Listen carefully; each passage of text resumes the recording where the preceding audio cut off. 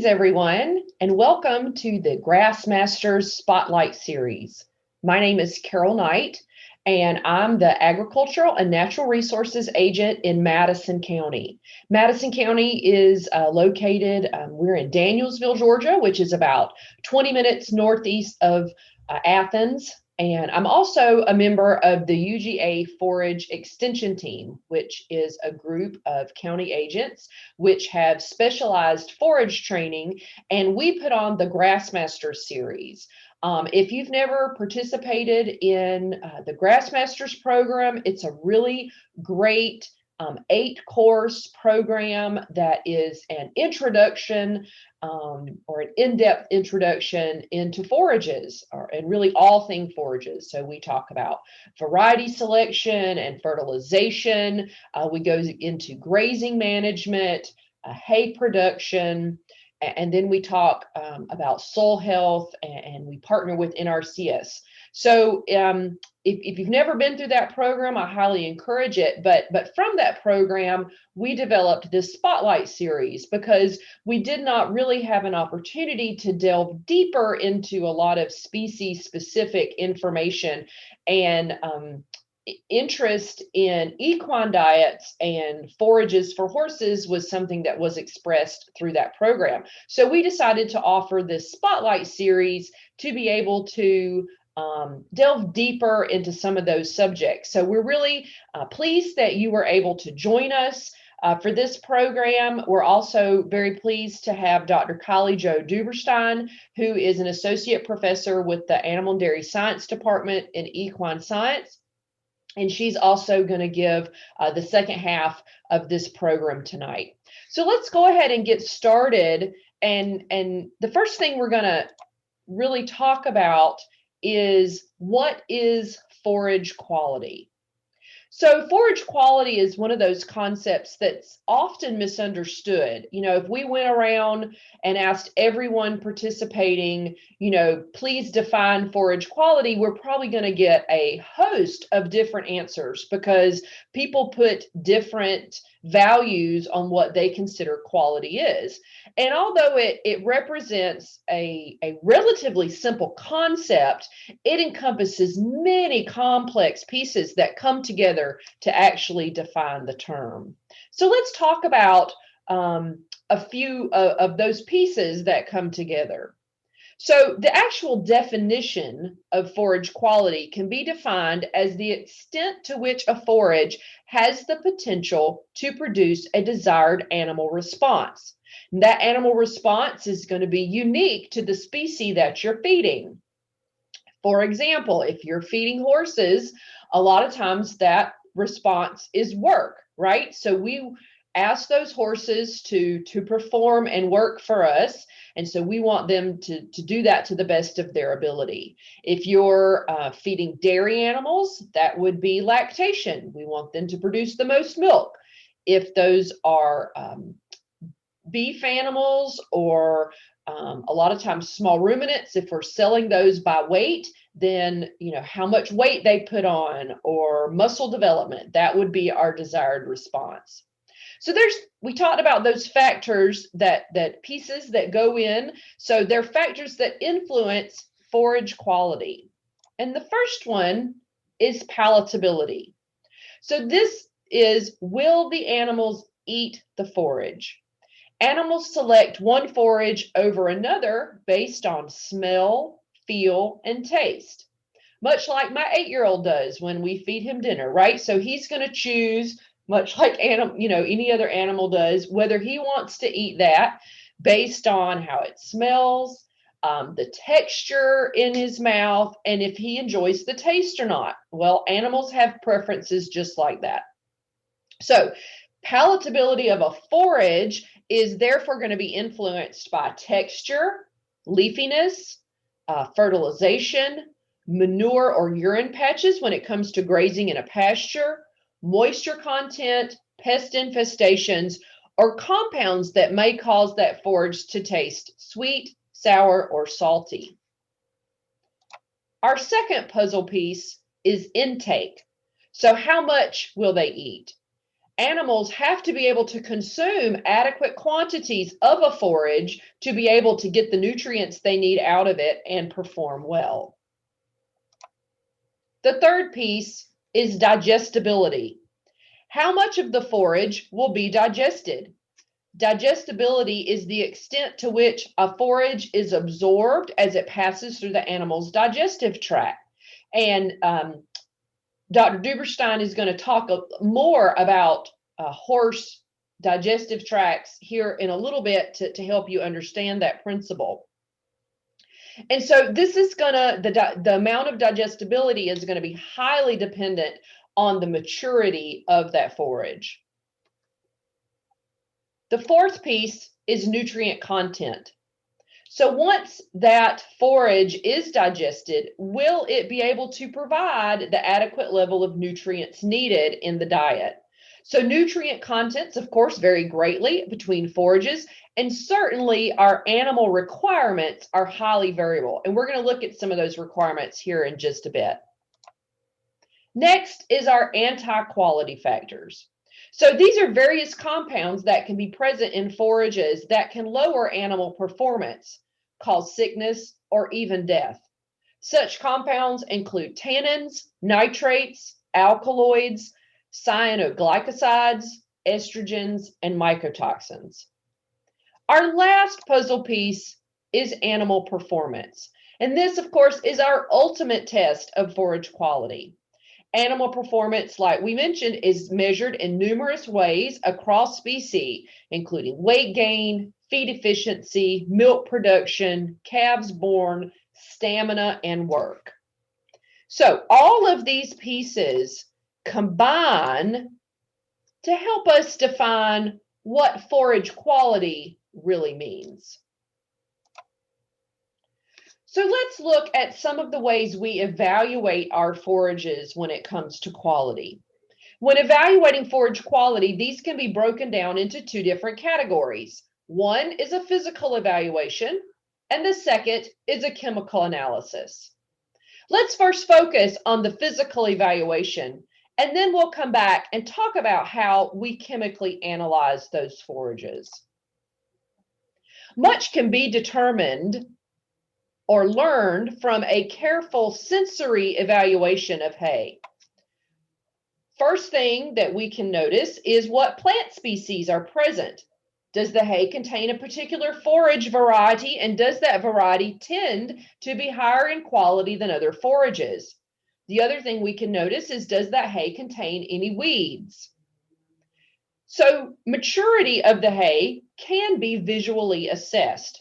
The number and maturity of seed heads and blooms and the stiffness and fibrousness of the stems are indicators of the plant maturity at harvest. Second, leafiness is also important. The higher the leaf content, the higher the quality. Leafiness can be affected by plant species, stage of maturity at harvest, and especially in our legume hays like alfalfa and perennial peanut, by handling that results in leaf loss. So if that hay was too dry or it was handled too much before harvest, we can lose a lot of those valuable leaves that hold our high nutrient content. Texture is also a consideration. When a hay is soft, it is pliable, and it's often difficult to distinguish between leaves and stems just by feeling the hay.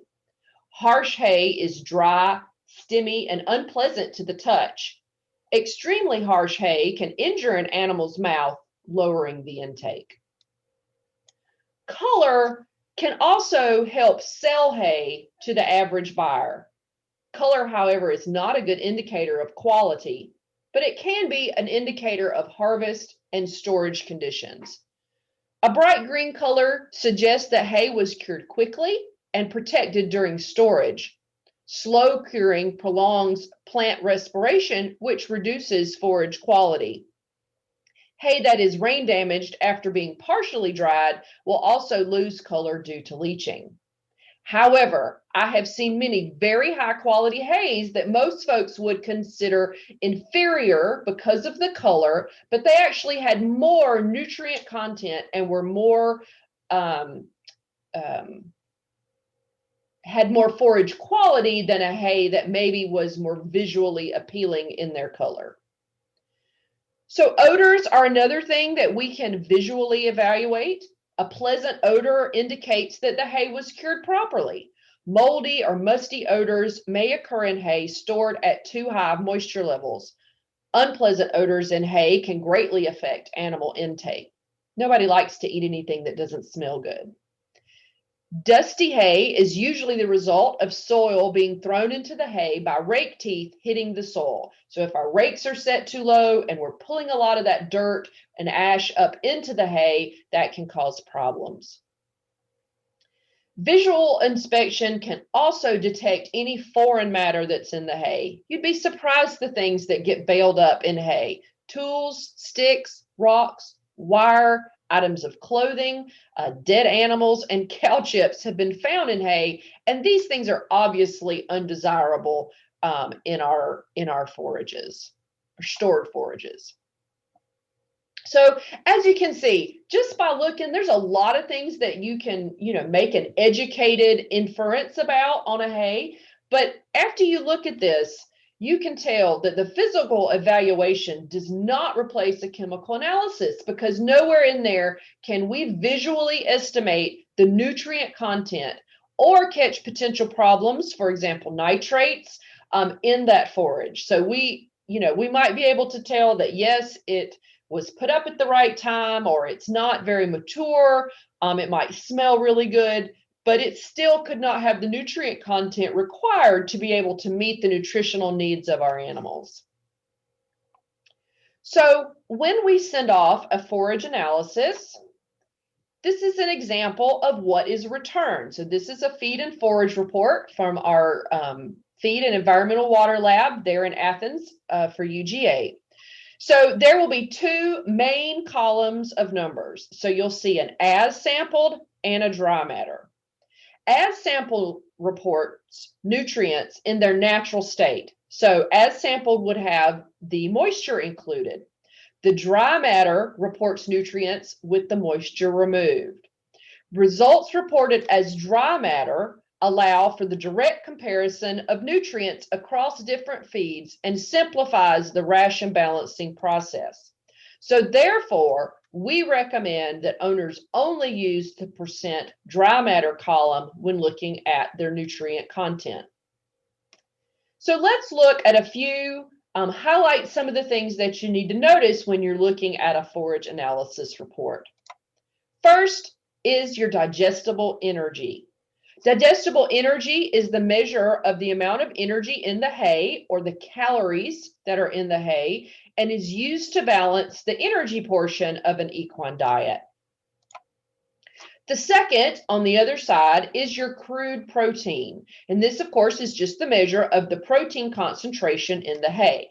Both digestible energy and crude protein are the two main factors that we're going to use when we're balancing rations or making sure that we're meeting nutrient components. But there are also several other important things to notice on the forage test.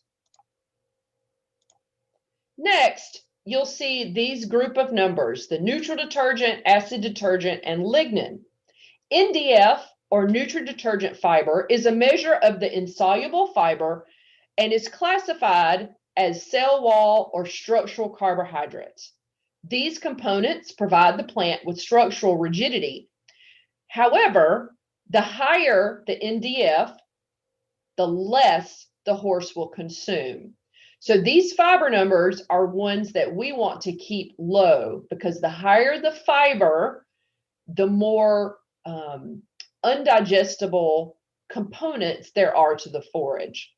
The second, the ADF, or acid detergent fiber, represents the cellulose and lignin. These are highly undigestible fractions of the plant material.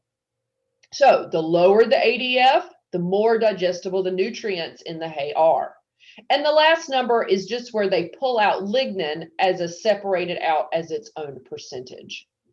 The other number that I want you guys to recognize on a forage test result is going to be up here at the top. And so that's the RFQ, or relative forage quality. Now, this number can be used when selecting a hay, but is not used when balancing rations. Generally speaking, the higher the RFQ, the higher the quality of forage, the greater intake, and the more digestible. An average hay has an RFQ of 100, and most would agree that this is suitable for horses that are sedentary or doing very light work. So as you'll see here, this particular forage has an RFQ of 131, which would certainly be suitable, should be suitable for a horse, not doing a whole lot of work. Now, what this does allow us to do is compare forages across species. So we can compare a Tift 85 Bermuda grass, like this sample is here, let's say to a Timothy or an orchard grass or even an alfalfa using the relative forage quality. Now, it does not help us balance rations or see that we are adequately meeting needs, but it does let us use that as a measure of quality to compare. So you might be asking, well, what now? I have my forage test. I'm looking at it. What do I use that for? So we need to make sure that we are matching our forage quality to our animal needs. To be able to do that, we need to understand the nutrient requirements of that particular animal. A nutrient requirement is the amount of nutrient that an animal needs to perform a specific purpose. Requirements are determined by the weight, age, sex, growth rate, and stage of production, and particularly in horses, the amount of work that we're asking them to do. The other thing to realize is that animals have nutrient priorities. So this is really the rank of what those nutrients are used for in that animal. So the first thing that nutrients go towards is maintenance. The second, growth. Third, lactation. Fourth, reproduction. And this is important to realize, especially if A, we're feeding growing animals, or B, we're involved with reproduction. So if we have animals that we're asking to not only raise a baby or lactate, but then rebreed or reproduce, we need to be sure that we're providing enough nutrients that they're meeting all of those functional needs to be able to get that done. So this is an example of the daily nutrient requirements of a horse. Now, this is for a horse weighing 550 kilograms or about 1,200 pounds. You'll see that on the left side is the class. So as the amount of work we're asking this particular horse to do, the digestible energy requirements go up, the crude protein requirements go up. The total daily feed intake goes up as a percent of their body weight. So of course, if we're asking them to do more work, they're going to need to intake more feed or forage, okay? Also, all of these things affect, all of these different classes affect what their nutrient requirements will be. So the amount of work, whether they are male or female, if they're lactating, if they're in gestation, or if they're growing. So certainly the animals at the bottom are growing animals, and they're going to have higher nutrient contents. So this particular chart gives you an example of some of the relative forage qualities that are needed for different classes of livestock and what we're asking them to do. So you'll see the bottom of this bulleted list is our horses or our equine species. So a mature horse with light work would only need between 100 and about 120 RFQ, up to our mature horse with intense work is going to need all the way from maybe a 125 to upwards of 150 RFQ to meet their needs. And this doesn't even include growing horses or horses that are lactating, which would probably need an RFQ upwards of what's listed here. Because we're asking more of them, they need a higher quality forage. So let's go back to our feed and forage analysis report and use it in an example to see if we're meeting those needs. So we're back to our 131 RFQ Tift 85. Remember the things that we looked at, we're only going to look at our dry matter numbers. So we're going to focus on crude protein and digestible energy. So in this example of our 550 kilogram horse, okay, so this is, we're going to use a sedentary or just a maintenance. So we're not really asking this horse to do much of anything. So their nutrient requirements should be relatively low. So for this example, and we'll go back to this picture. So you see here that our sedentary horse, 550 kilogram sedentary horse, requires 693 grams of crude protein. Okay, so a horse eats about 1.5% of his body weight of hay. Okay, so that would be about 8.25 kilograms, which would be equate to about, it's a little over 18 pounds, okay, of hay. So if we take that 8.25 kilograms, so that's how much hay they're going to eat, times the 10.9% crude protein that's in our forage, that ends up being 899 grams of crude protein. So we have definitely met our need. So we required 693. We're getting 899. Perfect. We've met those crude protein needs.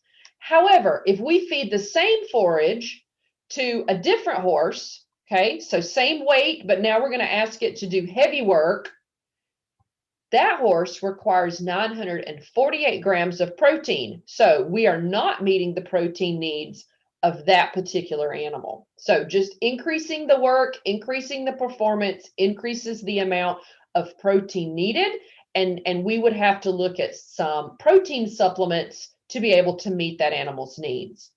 Now, looking at digestible energy, okay, so digestible energy is the amount of calories we need, okay? And most of us who have any kind of nutritional, understanding knows that, calories, energy, this is really what you need to be able to function.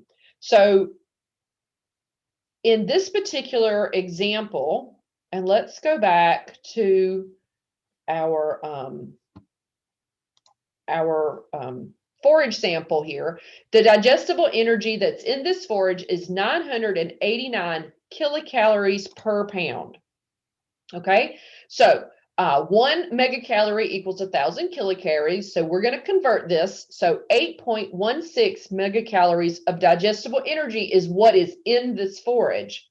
However, our horse, even our sedentary horse needs 18.3 megacalories from our chart here. And we don't have that. Right? We have 8.6. So we really don't have the energy that this horse is requiring. Now, a lot of that is due to his size, right? So this is a 1,200-pound horse. He's going to require more energy. If you had a smaller horse, say a 1,000-pound horse, we might be closer to meeting those digestible energy needs with this amount or with this particular quality of forage. But just to I just wanted to be able to give you an example of how we figure that out. Are we meeting those needs? So we need to look up our nutrient requirements, and then we do the math to see, are we meeting that animal's needs based on the forage test results that we have. So with that being said, I would not be a good county agent if I did not stress the fact that we really need to be testing our forages. Now, whether that's asking for a forage test, if you're purchasing forages from someone or a forage producer, testing that forage to make sure that it's meeting your needs, especially if you're depending on, stored forages to help you get through winter months when grazing is not available. We need to be testing those, and most all county extension offices have tools or can help you gather a forage test to send off to the lab and help you interpret those results. So I'll leave you with this. I just wanted to say, the forage team is always available, our forage extension specialists as well, to help with questions that you have. We are all over the internet and social media. GeorgiaForages.com has a lot of great publications that are available. Also, our forage team blog, which is that site.extension.uga.edu/forage team. That's where our blog is located with a lot of great articles. And then Georgia Forages, like I said, is all over social media. So Facebook, Twitter, YouTube, you can find us there with lots of information coming out. I know Kylie is going to mention some really great videos that they did through the Georgia Equine Commission that have some awesome information about feeding forages to horses. So be sure to check those out. With that, I'm going to turn the program over to Dr. Duberstein to continue on with our presentation for tonight. Okay, well, thanks so much for having me. My name's Kylie Duberstein, and I'm one of our professors in the Animal Science Department at UGA. I am a nutritionist by training, so my PhD is in horse nutrition. I've learned a lot about forages over the last decade or so that I've been here because I get a lot of questions about forages. So I'm not sure exactly what all of your questions are, but I tried to put together some topics that cover the main questions that I get. So the things that I wanted to talk about, and we can deviate from this, I'll try to answer questions at the end for as long as you want me to. I want to talk about the horse and how his GI system is unique, and especially why forage is important, because sometimes we overlook the importance of forage. We focus on the grain, and in reality, forage is really where we need to base our equine diets. So I want to talk about that. And then I want to talk a little bit about what types of forage are appropriate for horses. There are lots that are appropriate. We'll go into that a little bit. I want to talk a little bit about some common health problems that might be related to forage management. And then we'll talk a little bit about forage quality and testing at the end. I think it's a lot of information, so I wanted to draw your attention to this super cool video series that I just finished putting together. It was sponsored by the Georgia Equine Commodity Commission. There's a YouTube link up at the top. If you do a YouTube search for UGA space ADS, it should come up. It's brand new, so it needs to be searched a few more times before it really pops up well, so please search it. There are, right now there's 7 videos on it. A lot of the slides that you'll see today, I pulled from the videos, so please go back and check those out. There'll be a couple more coming in the next couple weeks as well. So I wanted to start with talking about how the horse's GI system is unique. So if we talk about how digestion starts in the beginning, hopefully you can see my cursor. The horse has to chew it, the hay, and that's important. We're going to talk about why chewing is important. And then what happens is it goes down the esophagus into the stomach. That esophagus comes in at a very steep angle. And so this is part of the reason that your horse can't vomit. Food doesn't stay very long in the stomach, but the stomach is very acidic. It constantly produces acid, and that's something that's maybe a little bit unique about our horses, is that they are constantly producing acid. That acid gets neutralized by the saliva that they swallow. So we'll touch upon that in a minute. And then from there, food goes into the small intestine. There's a lot of small intestine. It's about 70 feet long. It's all coiled very tightly in there. This is where the horse has enzymes that break down its food. My little pointer went right there, it is. And we're going to talk about why that's an important distinction. So there's enzymes that break down the food in the small intestine. What doesn't get digested and absorbed in the small intestine moves to the cecum, which is this purple structure that you see. This is where it breaks down the fiber that it eats. So there's a lot of microbes, bugs that are in there, and those ferment fiber. So really what should enter the cecum is just the fiber. The rest of what we feed them should be digested prior to the cecum. And then from there, we have the large intestine, the large colon, small colon. This doesn't absorb much, but it does resorb a lot of water, and that's a very important function. If it doesn't do that, your horse has pretty bad diarrhea. So just talking a little bit about the importance of forage, one of the main things that forage helps is the amount of time that the horse spends chewing. So in order for the horse to produce saliva, they have to chew. And part of what's in that saliva is bicarbonate, sodium bicarbonate, and that is a buffer. So like I mentioned in the previous slide, that horse's stomach is constantly producing acid. And if it's chewing continuously, it's always swallowing that saliva with the forage that it's chewing, or with whatever it's chewing. It's swallowing that saliva and it neutralizes that stomach acid. So this is part of the reason that putting them on a high forage diet helps to prevent ulcers. So if a horse was left on its own, it would voluntarily, the numbers vary, but it eats more than 12 hours a day. It doesn't eat 24 hours a day, but it'll eat 12 to 18 hours a day most of the time. So that means it spends a lot of time chewing. And so sometimes with our really intensively managed horses, our horses that live in stalls, that go to shows, they're more prone to ulcers, not because they're more stressed, but because they're not eating the way that they're adapted to. So they might get a flake of hay in the morning, a flake of hay at night. They eat that in 30 minutes. They might be holding their weight okay, but they're not chewing that saliva and buffering their stomach acid. So they're more prone to ulcers. The other thing that chewing and producing saliva does is it helps to lubricate the food that goes through the gut, which helps to prevent impactions. And we'll talk about that as well. So this brings us to our first recommendation for horse diets. Like Carol was just talking about, she had those figures up there. Average intake varies, but usually horses eat about 2% of their body weight in dry matter. So if you were to burn off the water, they would eat about 2% of their body weight in dry matter. Obviously, if they're eating grass, that's a lot of water. They have to eat a lot more grass to consume the same amount of dry matter that they can with hay. So if we're talking about how many pounds that is, for a 1,000-pound horse, which isn't a big horse, an average horse, that's about 20 pounds of dry matter.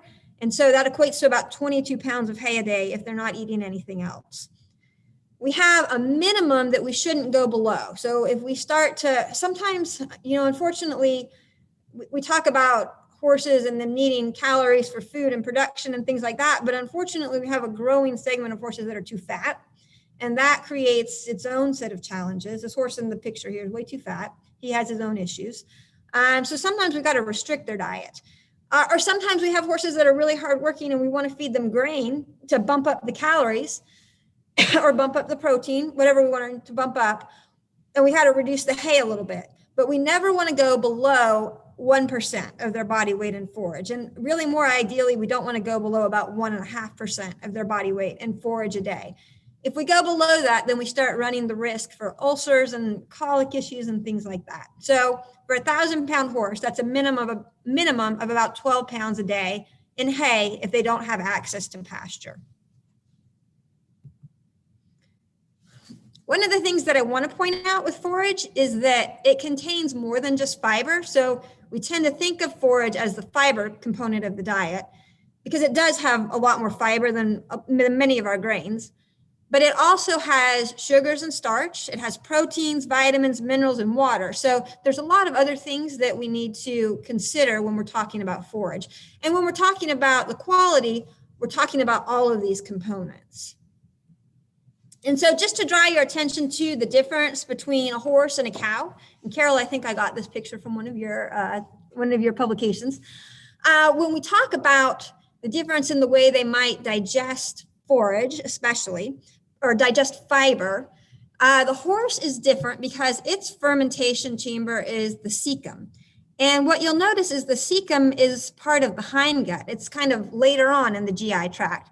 Whereas in the cow, it's the first thing that the food moves into. It's at the front of the GI tract. And also you'll notice a difference in size. So what this means, it just creates its own set of challenges and strengths in some ways. The horse does not digest fiber as efficiently as a cow. The fermentation chamber where it would break down that fiber is the cecum, and it's smaller and it's at the tail end of the GI tract, and food might stay in there 6 or 7 hours.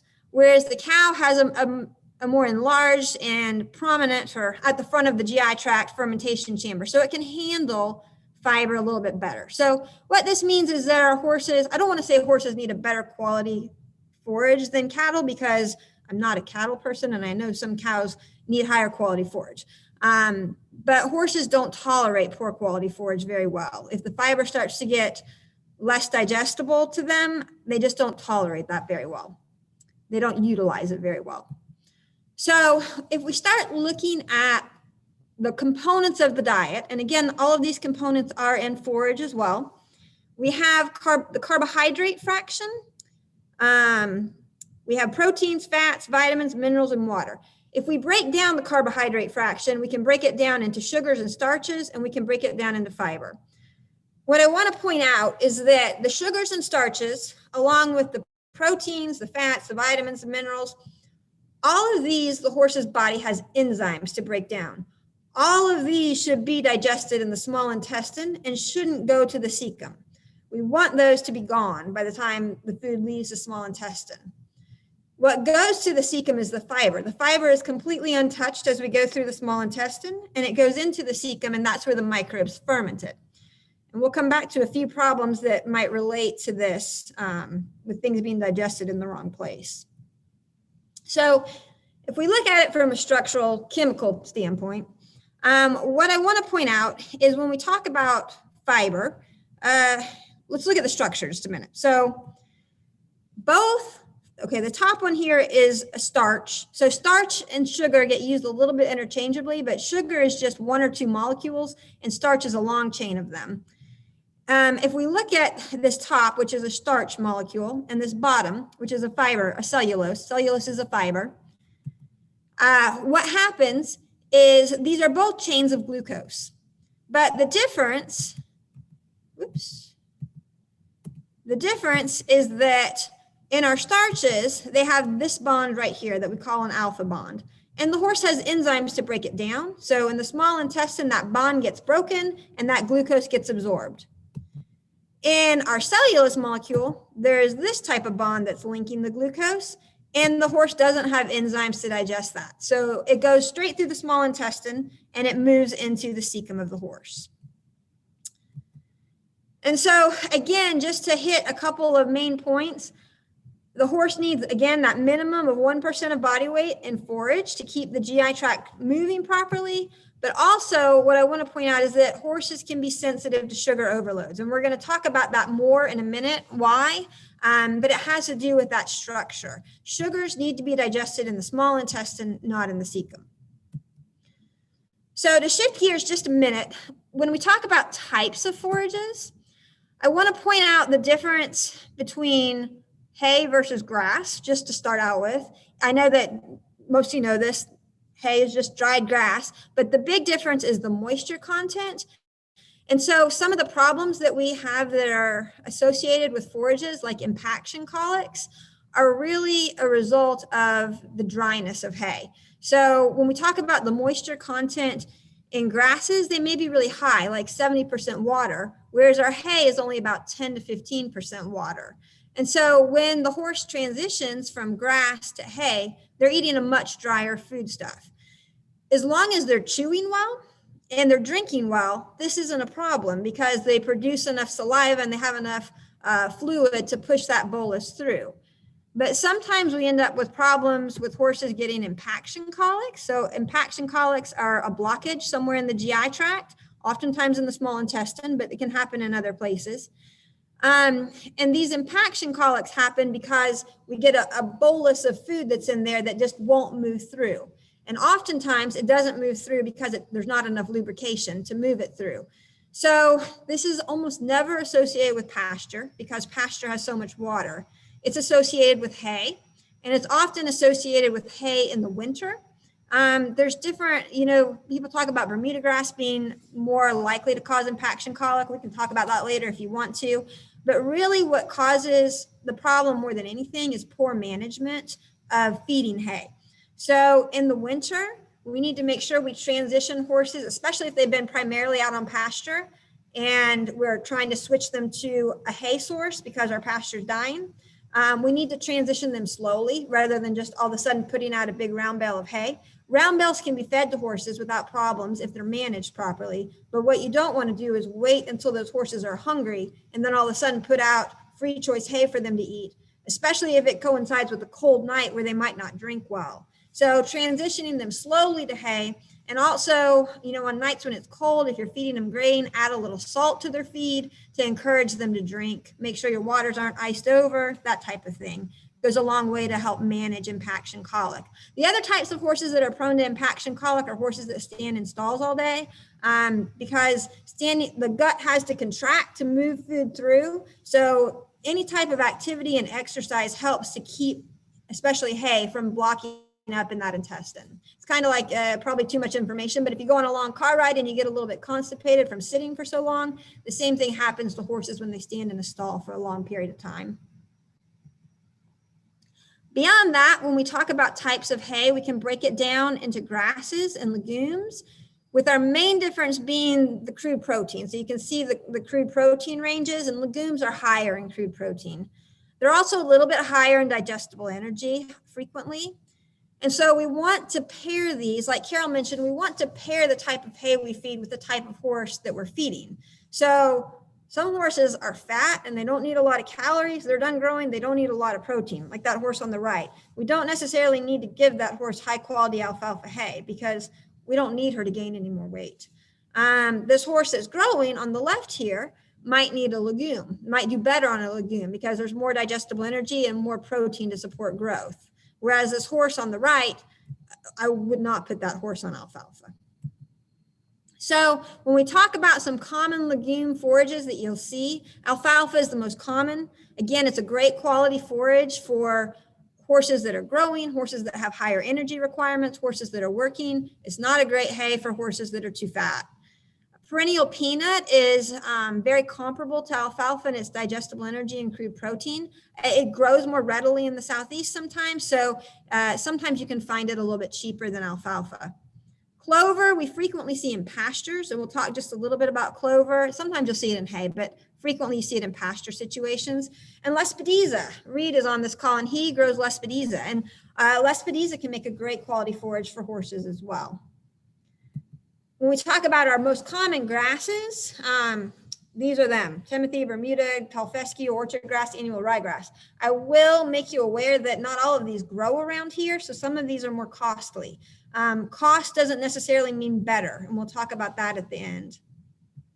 So just looking at the digestible energy, you can see that a good quality hay of all these different species can fall more or less in the same region of digestible energy. The difference here, you're looking at 0.1 or 0.2 megacalories per kilogram. That doesn't seem like a lot, but again, a megacal is a pretty large unit, so it's about 100 of our kilocalories that we typically work in.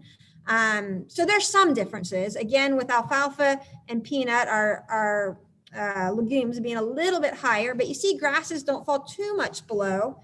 I would, again, draw your attention, and I'm not trying to knock Timothy, but a lot of people think of Timothy as being a premier horse hay because it's been promoted as that in a lot of circles. It's expensive.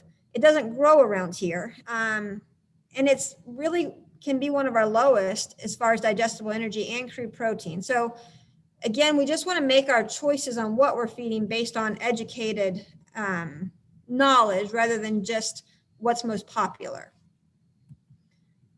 So shifting gears and talking just a little bit about some of the health problems that we might run into when we feed different forages, and we'll start with the most minor, and then we'll move into some major ones. Clover can cause horses to salivate. It can cause them to salivate a lot. Sometimes they'll look like they have rabies. They'll come in drooling buckets. This really isn't something that bothers the horse. It doesn't cause, I mean, if they don't have access to water, they can dehydrate, but typically horses manage this okay. It's frequently seen in pasture situations. It's more commonly seen with red clover, but I've seen it happen with white clover. And it's usually when it's wet and it's warm and there's a fungus that grows that produces a compound that causes them to salivate. Again, not something to worry about tremendously, but if you are concerned about it, you can recognize that it's the clover in the pasture that's causing it. Tall fescue is one that we need to talk about because it is one of the predominant grasses in Georgia, and it grows in the cool seasons. It has a lot of good attributes, but one of the things that's important to note is that it's associated with a fungus, an endophyte, that allows that grass to grow better, but it produces toxic alkaloids. These alkaloids can cause problems with broodmares, reproductive problems. So if you have a band of broodmares, if you're feeding broodmares, you don't want them on tall fescue unless it is one of the novel endophyte varieties. And if you were wanting to plant novel endophyte varieties, I would definitely talk with your county extension agent and get some guidance there because there are some novel endophyte varieties that have been developed that have an endophyte that doesn't produce the same toxic alkaloids. But in general, what you see here is that, again, the E plus is the fescue that has the endophyte, the E minus is no endophyte. And what you see is that it causes reproductive problems. It increases stillbirths. It really causes low milk production. So when the foals are born, mares don't necessarily produce milk. It can cause retained placentas, and it can make them harder to rebreed. So guidelines would be to pull brood mares off of fescue pastures 2 to 3 months prior to foaling. And again, don't feed them hay, because the alkaloid is also in hay. So keep them off of the fescue unless it's a novel endophyte fescue for the last 2 to 3 months of gestation. If you cannot do this, you need to work with your veterinarian to give them a substance called domperidone, which helps to counteract the effects of that fescue. So if it's not an option to remove them, definitely work with your vet to make sure that you're giving them that. The other problem that we'll roll through really quickly is sugars in horses, because this is a growing problem. The problem is pasture laminitis, and trying to manage horses that have recurring bouts of laminitis. I will tell you personally that I don't believe that it's all sugars, that sugar is the only problem that's going on, but it's the best answer we have right now. So what I'm going to present to you is the best that we have right now. Again, I think there's more than just the sugars that might cause the problem, though. So there's a couple problems associated with sugars. The first can be just a simple sugar overload of the cecum. And this is the classic case of horse gets in the grain bin, overeats, has too much sugar, and founders. This is basically going back to where the forage or where the components of the diet should be digested. The sugars and starches should be digested in the small intestine. The fiber should be digested in the cecum. What happens is if we get too high a level of sugar and starch, so again, that classic case of horse getting in the grain bin and really overeating, the sugar and starch doesn't get completely digested in the small intestine, and so it moves into the cecum. And what happens when it gets to the cecum is the microbes in there ferment it, and when they ferment it, they produce something called lactic acid. That lactic acid causes the pH of the cecum to drop too low. It kills off the microbes, and it releases toxins into circulation. And so this, what we call endotoxemia, is toxins in the circulation that cause vasoconstriction to the foot or reduce blood flow to the foot. There's another issue that we need to talk about a little bit. We'll come back to that. Let me come back to this slide. Okay, there are horses, a lot of horses that founder out on pasture that's not because of a sugar overload. So, I mean, that's a really easy analogy, the sugar overload, too much sugar to the cecum, hindgut acidosis. But there's a lot of horses that will founder on much lower sugar concentrations than that.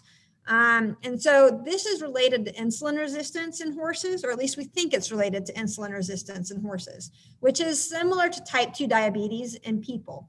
And so what happens is that normally your sugars and your starches, they get broken down to free glucose, and then they get absorbed into the bloodstream. So if they're digested properly, they get broken down in the small intestine, and we get glucose that goes into the bloodstream. I made this really cool schematic, so hopefully it'll work. But when there's glucose in the bloodstream, your body, your pancreas, releases insulin. That insulin binds to a receptor on the cells all throughout the body, and that causes this series of reactions that opens our glucose transporters, and it allows glucose to go into the cell. So that's a normal process. What happens in these horses that are insulin resistant is we've got glucose out there in the bloodstream. The body produces insulin to try to move that glucose into the cell, but these cells they have this reaction right here that would open the glucose transporter is disturbed. It doesn't work. So that receptor doesn't open. So glucose basically doesn't go into the cell. And so we've got all these glucose molecules that kind of accumulate in the body or in the bloodstream. And the pancreas is saying, hey, we got to get this into the cell. So it keeps producing insulin. And we get a lot of insulin all of a sudden that's in the bloodstream. And the problem with that is that insulin also controls how much the blood vessels open and close. So we can have vasoconstriction where the blood vessels close, or vasodilation. And so what happens in these horses with high levels of insulin in the bloodstream is we get a lot of vasoconstriction, and that reduces blood flow to the foot. And when we reduce blood flow to the foot, we have what's called the lamina. So the lamina, I tried to put an arrow here that shows blood flow basically feeds this bone in the foot, the coffin bone. And if we have reduced blood flow to the foot because we have vasoconstriction due to high insulin levels, we can get a situation where we get rotation of the coffin bone, because basically the lamina, the Velcro that holds everything in place, when we get reduced blood flow, it causes that lamina to die. We get a lot of inflammation and the foot kind of pulls apart and the bone can sink or rotate. And so this can happen with overload of carbohydrates, or it can happen in these horses that have high levels of insulin. The question is how to manage it. These horses can be a pain in the butt to manage because usually they're too fat, and what needs to happen is they need to lose weight. So we can restrict their grazing. NSC is highest in the afternoon and evening. So what we want to do is graze them early in the morning if we're going to graze them, because that's when our sugars are lowest. And only if it's been a warm night. If it's been a cold night, we just don't graze them at all. The next day we feed them hay. But if we want to graze them, we would graze them early in the morning. Some of the problem that happens is that horses don't self-restrict very well. So we may need to muzzle them. And so we can put on a grazing muzzle. Part of the problem with a grazing muzzle is that they can't really wear it continuously. We need to give them a break from the muzzle. And so we need an area to put them in when they're not wearing a muzzle. Because if we simply muzzle them for half a day and then take the muzzle off for half a day, they compensatorily eat. They binge when they don't have that muzzle on. So what we need to do is be able to put them in a stall when they're not wearing the muzzle, or put them in a dry lot area. And then when they're out on grass, put that muzzle back on them. And oftentimes these problems will correct themselves when the horses lose weight. There's different ways to manage that I can talk about. What we're shooting for is to restrict the NSC, the carbohydrate level in the diet, and would like to keep it at about 10%. You'll see that not a single forage on here is showing the average NSC for that forage as being 10%. They're all a little bit above it, but we've got this middle box that's closer. And so that's what we want to target. We want to stay away from things like ryegrass and some of our cereal grain hays because they're high in sugar. And we want to stick with this alfalfa, Bermuda grass, Timothy. That being said, alfalfa, even though it's low in NSC, it's a poor choice for an obese horse. So we would, because it's so high in digestible energy, it's high in calories. We don't want to feed our fat horses alfalfa. If we have, sometimes we get some weird metabolic problems where we get skinny horses who have insulin resistance.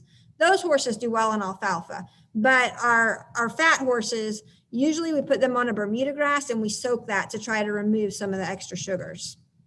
So I know I'm about out of time, but I'm going to real quick talk about hay quality, and then I'll stop to answer questions. And Carol already talked about this, so I'll run through it fairly quickly. But one of the things that I want to point out is that the price of hay is not necessarily reflective of the quality. Sometimes I find that people buy expensive hay because they think they're feeding something better to their horse without realizing that it's not more expensive because it's better. It's more expensive because it doesn't grow here. So here's where we are. We're in Georgia. What grows around here is fescue, Bermuda grass, and annual ryegrass. These are the common hays that you'll find around here. These are the ones that we can buy for cheap. Hays that don't grow well around here are things like orchard grass, Timothy, some of the things that we tend to think of. Whoops, I'm going backwards instead of forwards. Sorry about that. Here we go. Timothy, orchard grass, they don't grow well in this area. So when we go to buy these hays, they tend to be more expensive. It doesn't mean they're a better quality hay. It just means they don't grow here, so we have to pay to ship them here. Sorry, let me move through that. When we talk about hay quality, it's affected by several factors, but it's mainly affected by when we cut that hay, the maturity and the maturity of the forage when it's cut for hay. Because as that grass gets more mature, that plant gets more mature, it gets less digestible. Younger grass tends to have a lower fiber content, and the fiber content is more digestible. As it gets older, and one of the things you can recognize is when it starts to produce seed heads, it's too mature. It has a lot of a compound called lignin. So if you have studied like basic biology, plants get very woody when they produce lignin, and they're a lot less digestible. The horse can't digest lignin. The microbes in the cecum can't digest lignin. So when we start getting very mature, very stiff grass, it is very undigestible to the horse. It's a lower quality. So we need to cut it earlier, because as that lignin increases, the quality and the digestibility decreases. So just to run through really quick a forage test, and Carol already ran through this, so I won't point out too many things other than with horses, we work in digestible energy rather than TDN. There's a website I can give you at the end that can show you the average digestible energy for different types of forages. And again, she talked about RFQ, so I won't mention that too much.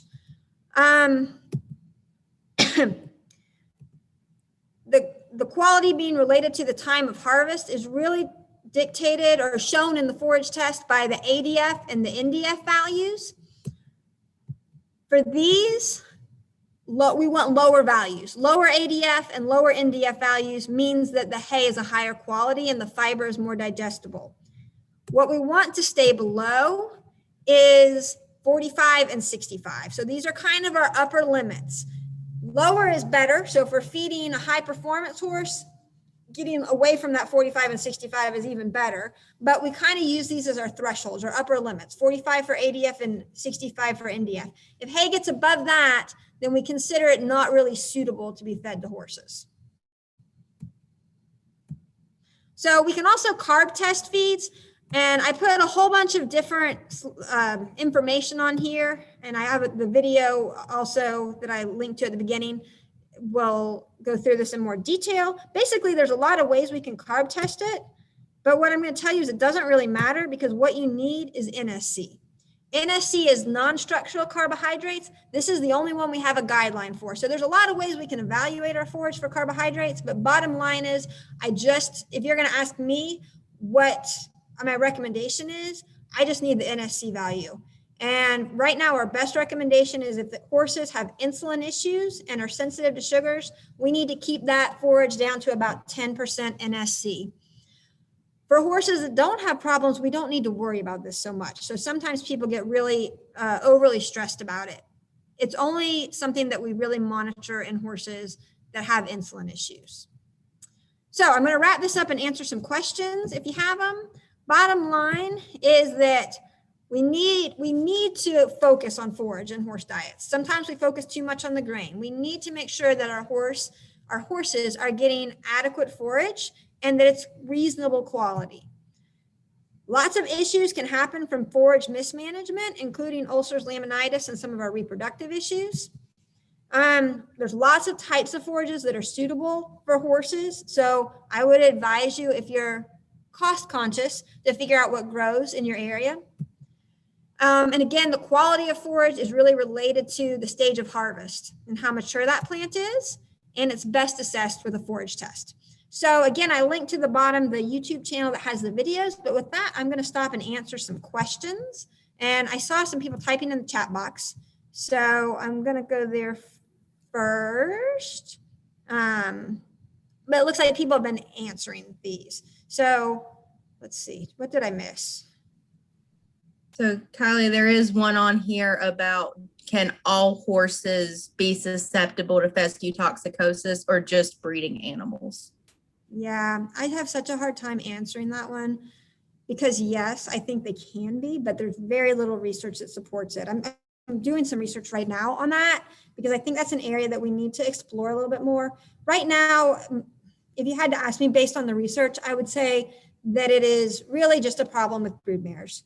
There's one little study that looked at thermoregulation in horses being fed endophyte-infected fescue, and showed that maybe they didn't thermoregulate quite as well, but that never got published. It never really went anywhere.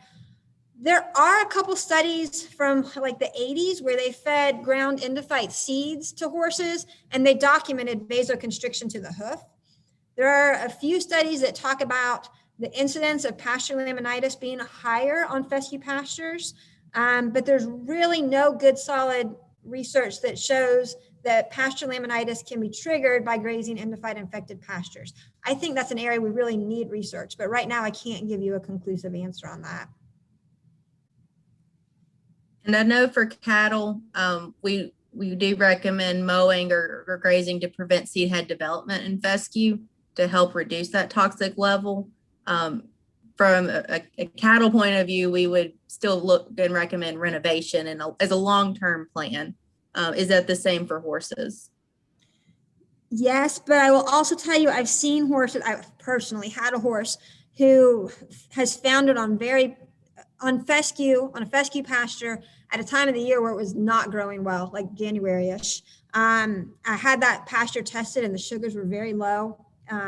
So I feel like it's worth looking at the stress level of the plant as well, and whether or not endophyte levels might be higher when the plant is stressed, whether or not horses on a poor quality pasture might be grazing closer to the ground. So I know the endophyte's a little closer to the ground, like kind of the root level, not the root level, but right at the soil level. And so if horses are maybe grazing aggressively, when that endophyte might be more prevalent, if that could cause it. But again, these are all purely my theories and not based by conclusive research. So I wish I had a good answer. It's something that I'm working on right now because I really do feel like there needs to be some research in that area. And the last question that I saw on here was, which UGA test do we use for non-structural carbohydrates? And Carol answered here as well that F28 does include that. Is there a particular test that you recommend coding for on the UGA? Because I see that there's a lot of combinations with that F28. Yeah, it kind of depends on what you want to get out of it. The carb package can be added onto any of them, but I think it's already worked into a few of them. So if you want, you can do just a basic NIR test. If you wanted to get that digestible energy, the ADF, the NDF, and look at quality in addition to the carb package. You can do the carb package by itself. You can do the wet chemistry and look at the carb package. So the difference between the NIR and the wet chemistry, if you have a really common forage species and you know what your forage species is, then the NIR is cheaper than the wet chemistry. If you have one that's a little bit different, that they're not going to see as many samples of that, or you're not sure what the grass is or what the hay is, then you might want to do the wet chemistry to get the same digestible energy, ADF, NDF. Lisa, you can probably talk more about that than I can. But the carb package, the main thing you're looking for is the NSC. You're going to get a lot of those others, the water-soluble carbohydrates, the ethanol-soluble carbohydrates, and that can tell you what the fructan concentration is and some things like that, but we don't have good guidelines for what a max threshold is for those. We really just use the NSC as 10%. So as long as you get that, then that should give you a better idea with the carbohydrate level at least.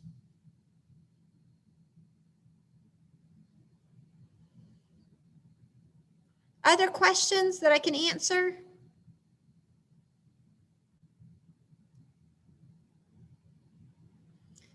If you think of any, my email was at the beginning there. It's just KylieJo, KYLEEJO @uga.edu. Feel free to email me. And again, the videos, hopefully that'll help. If there was anything that I rushed through too quickly, you can go back and watch those videos. So thanks everybody for participating. We're planning one of these quarterly, kind of a spotlight on a different, more specific forage topic. I think in June, we're going to tackle small ruminants, not literally, but figuratively. And then looking at maybe maybe an alfalfa talk in September. So certainly if you have ideas of more specific forage topics that you'd like some information on or some programs on, please feel free to share that with us, because we don't know what you need unless you tell us.